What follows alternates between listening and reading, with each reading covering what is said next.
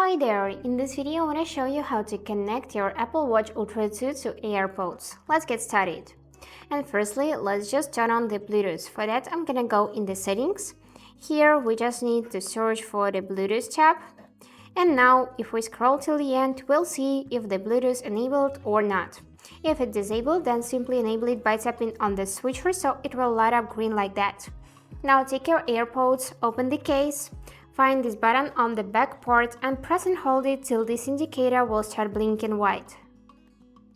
Great, and now we just need to find it in the list of the devices. Here it is, so just select it and wait a couple of seconds till it will be connected. And now it is connected because you can see it in the list here and the status connected.